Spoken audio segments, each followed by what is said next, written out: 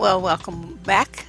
We're on day 12 of the daily dose of relationship advice, the daily dose of reality. That's what we're calling it.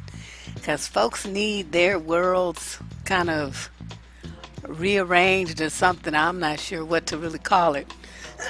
But um, as an aside, have you guys ever had these? This is not a commercial. This is something that I drink. I buy these by the case. These things are the bomb. I had to start doing something because I need to drink more water, and water is just like gross to me. So I found these, and it's been really helping. So hopefully I will keep some in stock. So that dry throat I get after I start talking for about 40 minutes. Hopefully that will prevent that from happening. So we'll see. So anyway, let's get started. We got some doozies today. But shoot, we have doozies every day. All right.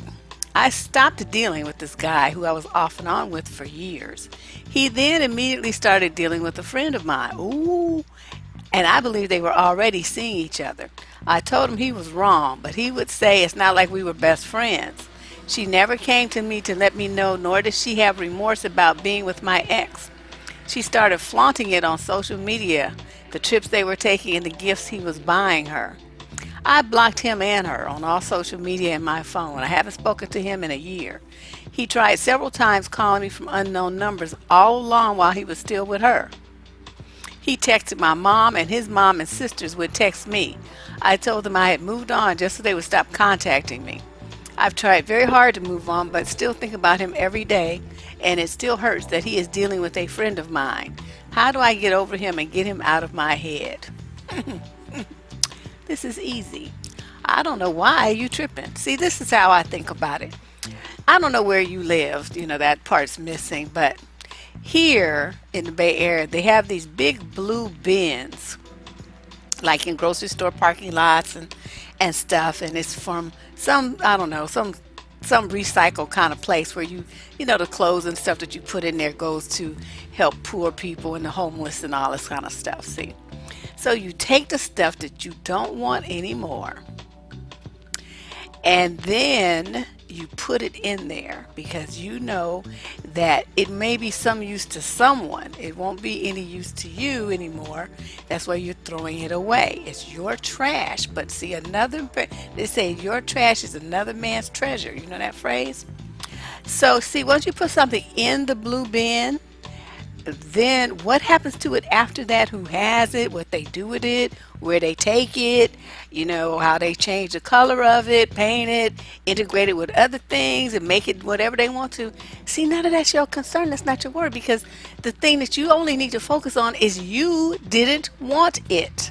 Okay, so you don't go worrying about what happened to it after you didn't want it anymore. You put it in the blue bin. That's the same thing you did with this nigga. He was in the blue bin. Okay, off and on, that is in itself is telling you that whatever y'all had was some monkey shines and wasn't nothing to be serious about, because you don't be off and on with somebody who's serious about you. You're just on, and if they're not completely serious, then it's off. So the fact that you always going back and forth, probably in moments of loneliness, horniness, whatever, you would get together. But it was never anything serious for you to be going through all these changes about you tripping. So now the thing about your friend, if they were already seeing each other, okay, he's right. It's not like he was your best friend, and there's a lot of trifling people that'll do that. It's just some broad you knew, okay? So you called her a friend. That's very nice and all of that.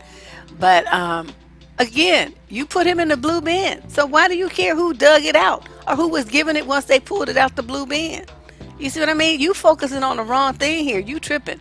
See, my daddy used to tell me this, and this was the, you when you're doing something, you're living your life, whatever experience you had. Okay, that's in the past. Okay, that was in the past, and now you have a choice to live in the future or live in the present, and then dream of and plan and prepare for your future. So my father said to us, either you looking ahead or you looking behind you, but you cannot look in two directions at the same time. Did you ever think about that? He told me that I was probably about 8 or 9 years old. I forgot what what it was in reference to, but it made a lot of sense because as a kid I'm gonna sit there, I'm gonna act it out, right? So I'm standing there, and then I'm trying to cut my eyes. I'm trying to go through all these changes to see if what he said was true. And we were all laughing and everything, but it's absolutely true. You can only look either ahead or behind you.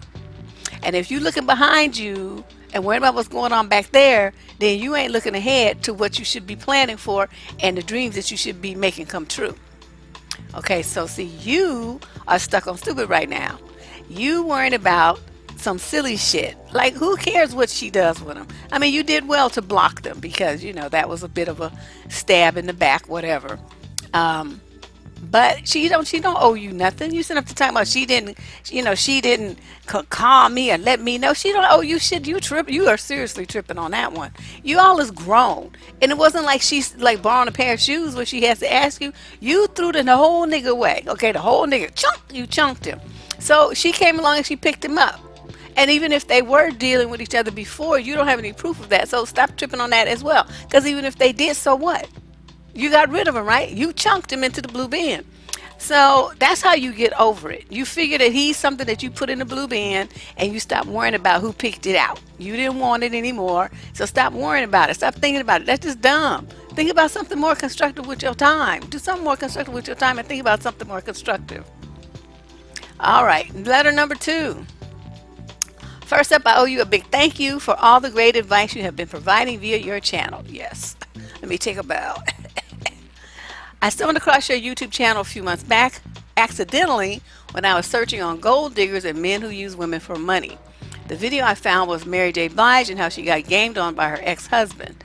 Your analysis for what happened and why Mary was vulnerable to that type of game really spoke to me. I too have struggled with all sorts of men and quote friends who I feel use me for money. This one video led me to listen to many others. Your advice is just really resonating to me. I have been one of those weak, codependent women with little to no boundaries, afraid that I was going to be disliked if I put my foot down and said no, or that I would put up with crappy or disrespectful boyfriend behaviors because I'm afraid of being alone. I also love your personality and no nonsense, straight talk. So I am really enjoying this daily dose series as well as the focus on boundaries. I am trying to figure out what is wrong on my end that I had such little self-worth that I have allowed this treatment time and time again. Thank you for helping me heal a bit. So then she says, here's my question. How would you recommend handling when you meet a friend or are dating a guy and the person you are meeting, quote, forgets their wallet? This has happened to me time and time again. When I have not ceded to say buy their Starbucks or meal, I get called petty, or the atmosphere changes and becomes too tense because the other person is angry I am not being, quote, friendly by paying. Yet often when I do pick up the bill in situations like this, I am not repaid. It may only be for $10, but it does really irk me. And when I have brought it up with my, say, boyfriend, he will say he will treat me to something in return. I just want my $10 back though, plain and simple. On a related note, a previous boyfriend who I dated, I packed him lunch in one of my Tupperware containers. At the end of the day when he came home, I asked for it so I could wash it. He said he threw it away. You threw away somebody's Tupperware? I was so bothered by it. It was my property that he threw away without asking me. I understand that. When I told him it was one of my better ones and that I would like it replaced, he looked annoyed too, like I was being petty. He never did replace it, by the way. Oh, no, dumb. Okay, first of all, Tupperware is not like that cheap shit that you buy at Smart and Final and all the stuff, the little $1.99 stuff at the dollar store and all that stuff. Tupperware costs a grip. It lasts for years. I have some Tupperware that I've had, I don't know, I inherited it from my aunts and stuff, and the stuff is probably like 50 years old. Still works, still fine, no cracks. I mean, whatever. It is that stuff. It is like gold, okay, and it costs a fortune. You look on their website and see the new stuff. Okay, so I would be irritated too, and that was extremely disrespectful, callous treatment of your property. So see, that shows he has no respect for you and no respect for what you own, and you did good to dump him. So I'm starting at the bottom and working my way up. Okay, now as far as these people, trying to set you up to pay for them, I don't care if it's 50 cents. The bottom line is, unless you invited them out, unless you said my treat or something like that, is completely inappropriate for them to just assume or burden you with paying for them. That is just wrong. So this is what I suggest you do. From now on, anytime that you meet a friend or you go out with a boyfriend or whatever it is, ask for separate checks. That'll put a end to all of that shit. So if you get you pay for yours. If they don't have the money to pay for theirs, they better not order nothing. It's just that simple. That's all you have to do. Separate checks. Because we did that. I had a friend, and she used to have like these big dinner parties for her birthday, right?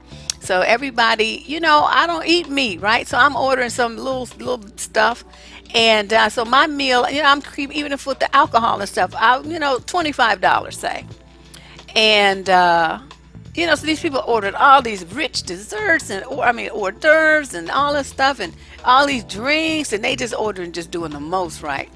Then the bill comes. It's like, $900 or something, because it's a big old group of people.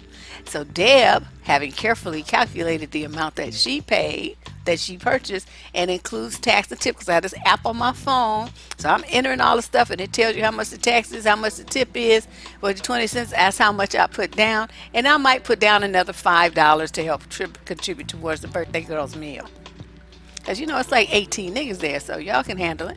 Now, even with some of the guys would buy, like something, a couple of drinks or whatever. So just say they spent $40. Well, you got 4 or 5 dudes putting down $100. That's the most of the bill. Why these bras, the total always coming up short? Because these bras would be coming to the dinner, ordering up the world, and just sitting there like somebody's supposed to pay for them.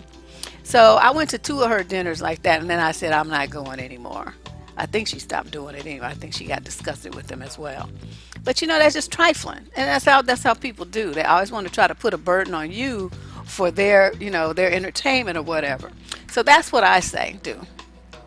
Just get separate checks. You go out to Starbucks, go up to the counter and order your stuff, pay for your stuff, and then wait for it and bring it to a table and sit down. And if your friend don't have no money, then they just gonna be sitting there watching you drink your coffee and eat your snack, and they won't be having any. At a restaurant, you order your food and insist on a separate check. Or they have like the kind, what they call them, buffets. You walk through with your little tray, and then you pay when you get to the end of the register. You pay for yourself, and then you go sit down. That's how you're going to have to be with these particular, quote, friends and these boyfriends that, quote, forget their wallet. I have never had anybody do no shit like that, but I'm so cold-blooded. I tell you, I would say, well, waitress, how much was my stuff? And I would pay for mine. I said, this person claimed they don't have no money, so y'all better call the police, because they look like they're going to be trying to bounce out of here after having eaten up all your food and drank all your liquor without paying. And they'll get up and walk the fuck out. I'm like, you ain't playing me like that. You just going to figure it out. I don't care if you have to get to go in the bathroom and suck a dick. You going to do something to make sure that your thing is covered and it don't have shit to do with me. So that would be my response to that. And I'm glad that you found the channel and that it's helping you. And I will be doing the second part of the boundaries thing, not next week, maybe the week after. Because this coming week, I want to talk about these incel group things, these crazy, stupid men. Okay, so here we go. Question number 3. I enjoy your videos. Although I'm a white woman, I only date black men. So I do find I can relate to them a lot. I am 39 years old and my boyfriend is 35. We met about 5 years ago. I'm writing because my boyfriend is leaving me to go back to his wife.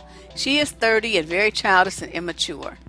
I noticed how his wife was always rude and would just be downright mean to him. In 2016, she had a baby and kicked him out of their home. He was so hurt and sought my advice on how to get her to take him back. I showed him text messages that she had sent to me about how she didn't want him and felt he wasn't good enough and that she could do better. I had to let him know that she wasn't worth fighting for. She eventually took him to court and got full custody of the baby and made him have supervised visits for absolutely no reason. She asked for everything but a divorce just to be spiteful. We developed a relationship and have been living together for the past year. Recently, their son was hospitalized and he went there to be with the baby. Somehow during those 3 days, she decided she wanted him back and he agreed to return. How could he do this to me? Everyone is saying it's okay because they're married, they have a kid together, but that's not the case. She took him to court and everything. Their marriage was done. He told me his ex wants to take it slow and date for a year. I told him to stay with me and think about it. He told me he didn't want to risk losing his wife and would be moving out at the end of this month. Since then, he's been gone all weekend from Friday to Sunday, and when he's home, he sleeps on the couch, and I can hear him on the phone having lovey-dovey conversations with her. I can't stop crying, and he doesn't care. How can I survive the next 3 weeks living with him knowing he is leaving me for another woman? I told him not to talk to her on the phone in our house, and he refuses. What do I do? Oh, see, girlfriend, I don't even know where to start. You know, it's very rare for me to be speechless. It's not like I'm speechless. It's just that I have so many things to say, I don't know where to start saying them.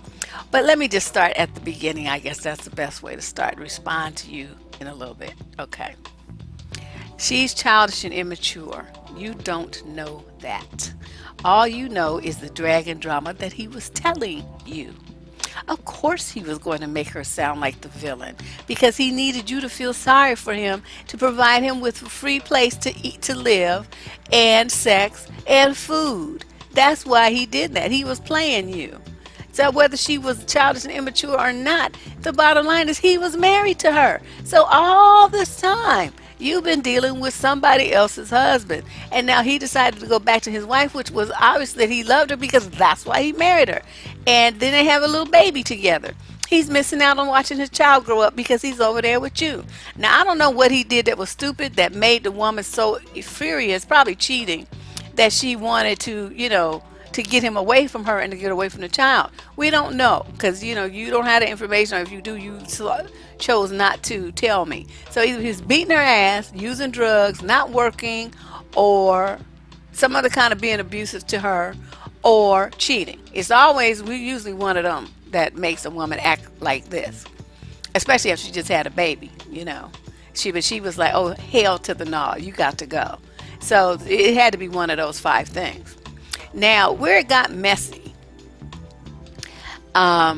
his wife being rude to, well, that was her husband, and they was having, some issues, and of course she's going to be rude to me. I mean, if you mad at somebody, you living it so mad you don't want them in your life, do you think you're going to be like, oh, darling, my sweet love, I just so adore you? No, she'll be like, motherfucker, this butt, nigga. Okay, that's how she's going to be because she's hot.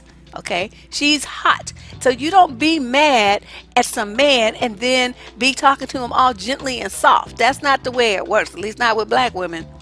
So she was expressing her feelings, and she let him know that he wasn't about shit. And so you said she was downright mean, and I'm thinking, I'm sure he deserved every bit of it. Okay, then you said you want to let him know that she wasn't worth fighting for. See, that's where you went left. That's not your marriage. That's not your business. You've been interjecting yourself because you wanted that man. So you the one that started all this stuff going on the wrong track. You did that to yourself because you shouldn't have been doing what you just said that you did. That's where things went sideways, and that's where he realized that he had an opportunity. Okay? So she went to court. She got full custody and had supervised visits. Now let me explain something to you. You haven't worked in family court. There's no such thing as no reason. If they made him have supervised visitation, there's a very excellent reason.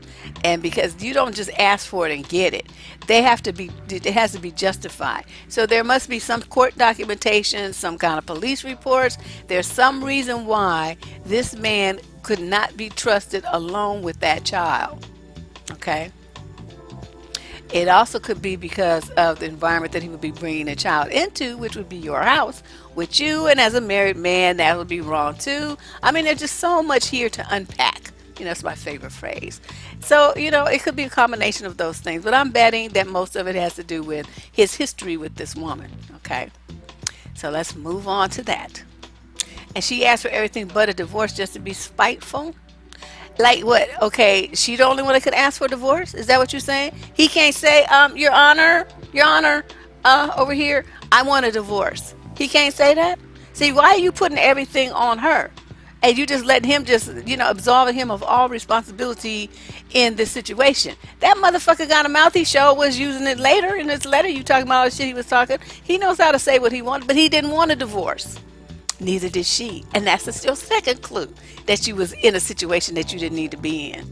Okay, so now the baby's in the hospital. He's worried like shit because his baby's, in the hospital. Is the baby going to die? What's going on with the baby? So he rushes over there, as a father should, to support the child's mother and to see about his baby. That's what he's supposed to do. Okay, so then he gets back and she decides, to give it another go. But she wants to date for a year, you say, and take it slow. So I don't see the problem with that. I think that she's handling it very well. I mean, she wants to try to keep the family intact if at all possible. So by agreeing to even see him and take it slow, she's putting an olive, what they call extending an olive branch to try to, like piece things over and make it, see if they can make it right again. So he doesn't want to stay with you because he knows it's going to piss her off, and he's going to ruin his chances with her because she's going to be like, you over there with that white woman, y'all fucking, you doing this and that, you ain't serious about this, nah, nah, nah, nah. So he's not trying to hear all that. So he wants to make sure that he's on his P's and Q's so that he can get his wife and his child back and him with himself under the same roof. That's his goal. And it sounds like dude, maybe grew up a little bit during the time when she was away from him. Because the approach that he's taking now, I highly approve of. He's doing the right thing. The only thing I don't like is that he's decided to stay there with you for the rest of May. What he should have done was packed his shit and got out right then. And you should have thrown him out because you know that he's not going to be with you. He's not interested in you. He's interested in another woman, but yet you still have him in your house. I don't understand that. And, you sitting there looking at him and sacrificing your self-esteem and your heart and everything else. And you hear him on the phone and you look at him sleeping on the couch. He all lovey-dovey, snuggly-buggly with this other woman. And you can't stop crying. I mean, you did this again to yourself. So now it's 3 things you did. You did all this to yourself. And I don't know how you're doing it. And you tell him not to talk on the phone to her, and he does it. Of course he does. Because that's where he's going. He don't give a shit if you like it or not. He already told you he was leaving you, so you don't have no power. You can tell him anything you want to, and he's just going to go in one ear and out the other, and he's going to basically say, kiss my ass because I'm going back to my wife, and you don't have to like it, and that's that. Of course he doesn't care. But like I said, what I would have recommended, and of course it's not too late for you to tell him you can't take it anymore and for him to get out today. Get his shit and get out. And then once he does, change the locks and make sure he does not come back. That's what you do. Block his number on your phone, on social media, and then next time you meet a man who's married, stay out his marriage. Okay, until he is divorced, then he's not single and he's not emotionally available. And you're getting yourself in another situation. Letter number 4, as we say, 4. Dear Deborah, I'm 26 years old, and I'm dating a 36-year-old divorced man for 11 months. I've lived with him for about 6 months. Wow. If we could afford it, I would want us to live apart for a while. My man is going through something. It's been a month. I don't know what it is. It is upsetting that he won't share. I want to help. I understand he needs to do whatever it is on his own, but his fight is hurting us. I feel he is losing the battle. His drinking has increased, which only makes the tension between us worse. I asked him if it's another woman, and he swears it isn't. I asked him if he needed space, adding that I would support him. He doesn't want to break up or leave.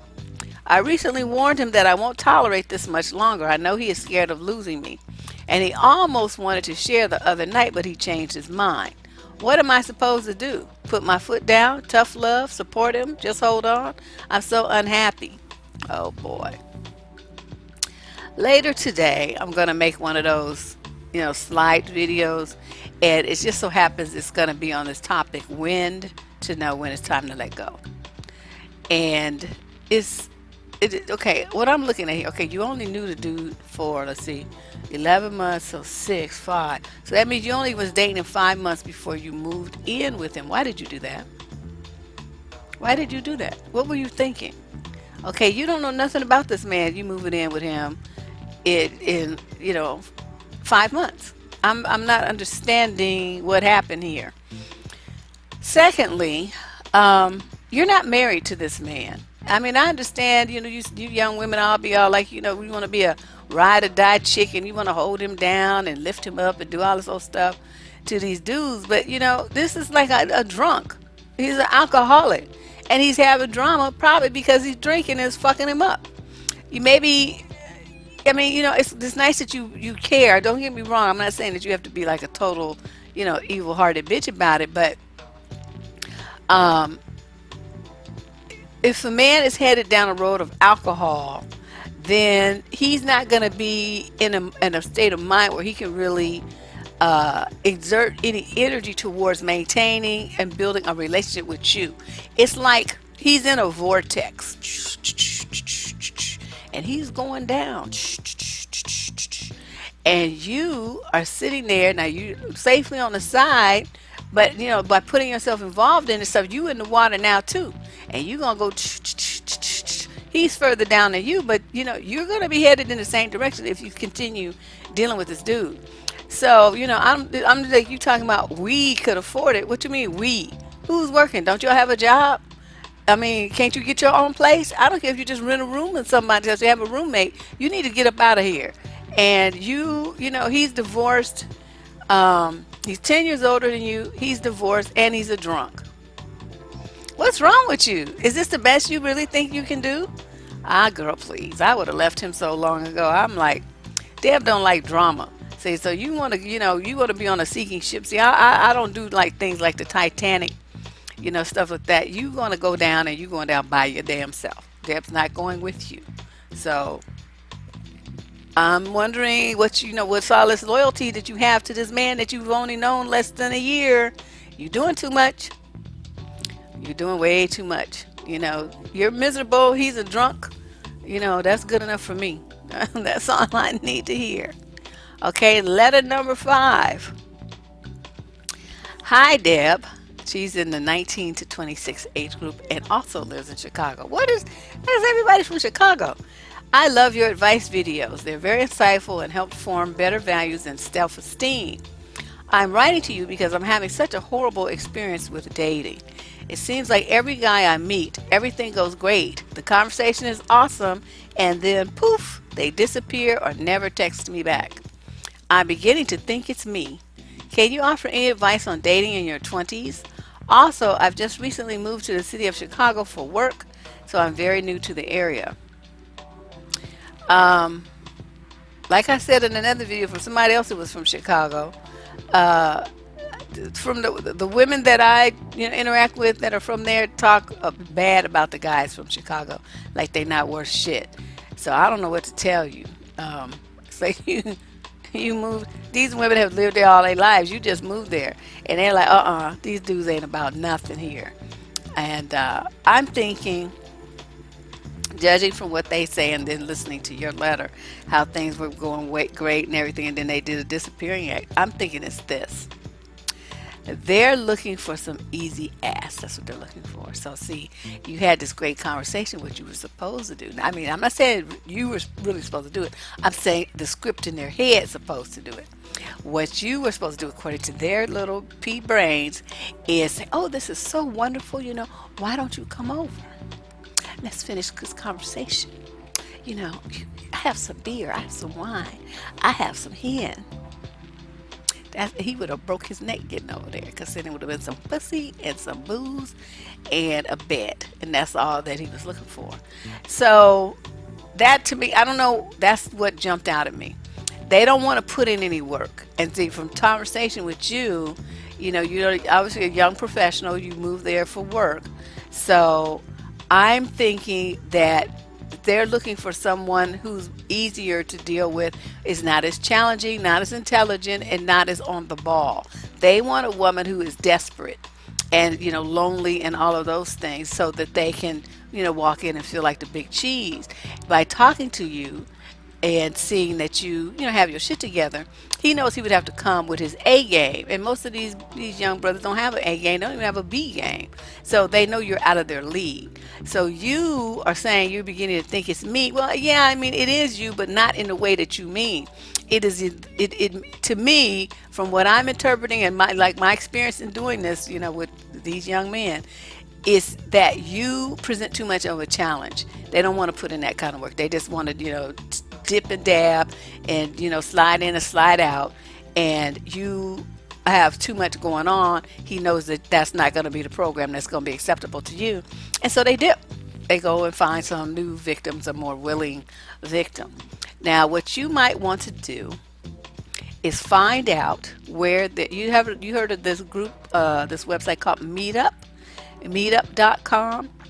All over the country, they have different events that have to do with, they're built around uh, entertainment or activities.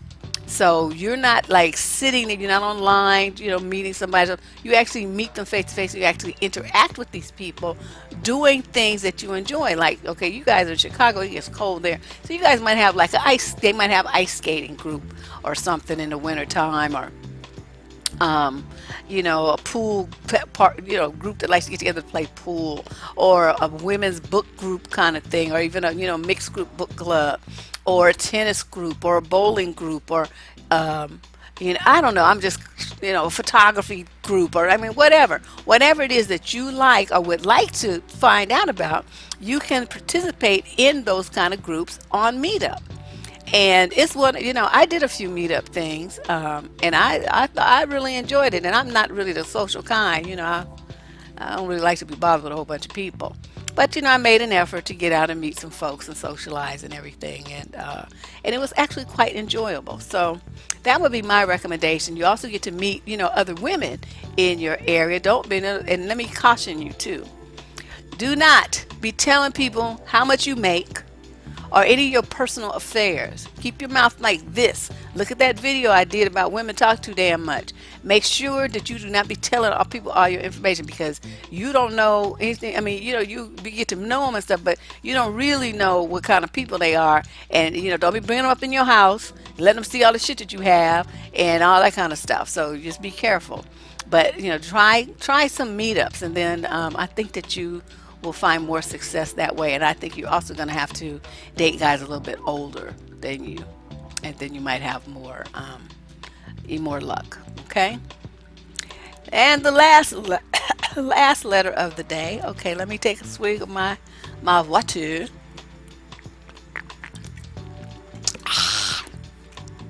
I am a recently divorced mother of two beautiful children. This lady's also from Chicago. I've been off the dating market for 10 years. I really enjoy your videos because dating has changed so drastically in that time period, and quite frankly, so have I. As you get older, your needs change. And what was once important at the age of 20 may not be so much at 30. That's true. In the past year since my divorce, I've dated pretty well-established men, attorneys, celebrity assistants, real estate brokers, bankers, investors, and so on.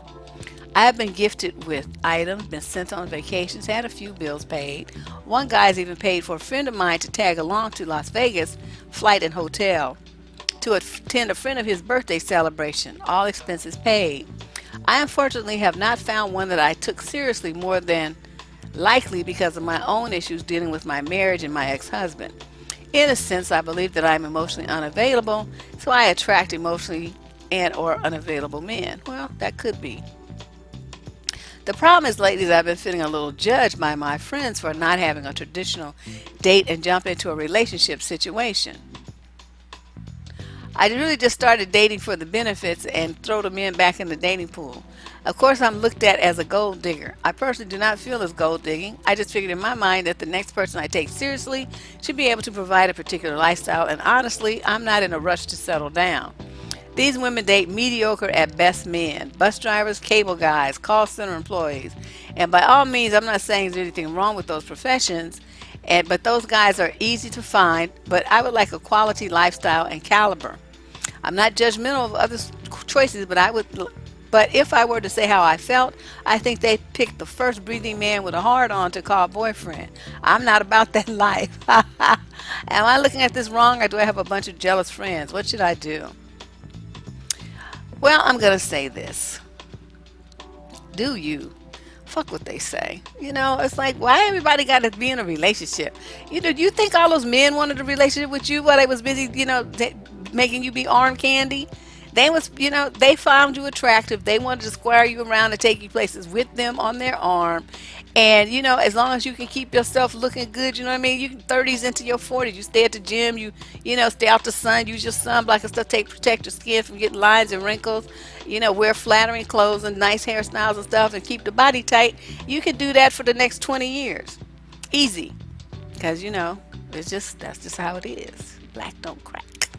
So I would think that they're probably cool with you just the way that you are. They're not looking for anything long term. Neither are you, so it works for both of you. Now the problem is going to come in when you meet up with a man who does want something long term, and feel like he's falling in love or something, and you hit him with this, I just want to throw him back in the dating pool. You better be careful about that. I'm not, you watch that. If you see a guy getting a little bit too attached, you better separate yourself from him if you're not really ready to give him the emotional connection that he's looking for. But and also what I want to say is, just because someone is, works in a blue collar type of job does not mean that they're mediocre. I mean, a guy could be working in a call center and going to college at night. You don't know what he's doing. Bus drivers, the same thing. People do all kinds. People do all kinds of things to make money. I remember in California, I don't know, when was I, in high school, maybe junior high or something, I don't really remember. I was some young, I mean, I was still, living with my parents. And there was some kind of market downturn here in Northern California, so that the Silicon Valley area, where people have been making like grand theft money, it was just hopping with the semiconductor, coming up and everything. And suddenly there was a downturn, and there were all kinds of engineers out of work. These guys have been making $150,000, $200,000 a year. I mean, they was big ballers. So no jobs. So a lot of them had to leave the state, and those that didn't were doing stuff as mundane as working in fast food and having paper routes in the morning and doing something else at night to put food on the table for their wife and children. Now, of course, it was a temporary situation, because they were engineers, and they, at the first opportunity, they went back to being an engineer. But during that period of time, these were professional men with education and all the traits that you're talking about, but they were not, they were looking to be just mediocre guys. So I don't know. I'm kind of on the fence on this one. I do think that you have every right to date whoever you please. I'm thinking that the guys are on the same page as you. They don't want any connection, and neither do you, so that works fine. What I would tell you to tell your friends is that, just like you don't judge their relationship choices, you don't want them judging yours. And if that's going to be a problem for for you, that you maybe use best you all part ways. Because sometimes, just like you pointed out, you're in your 20s and things were a certain way, now you're in your 30s. Sometimes, friends have to go. Right around age 27, 28, usually that's when you shed the friends that you had and you get new ones, because you're going into a different phase of your life. Your mindset has changed, and it's like every 7 years or so, women go through some kind of metamorphosis, and things change for them. Your body changes every 7 years. Your attitude changes. Your brain changes. I'm talking like literally. And you have to look at your life, your lifestyle, and the people that are in your life, and make decisions about them. And usually a lot of them fall by the wayside too. It's unfortunate sometimes, but that's just how it is. All right. So those are my recommendations for the group today. Saturday, May 12th. Today would have been my husband's 61st birthday. Wow. 61. Unbelievable. But yeah. But anyway, I hope he's doing well wherever he is. And I always think of the blessing that he was to my life for the years that we had together.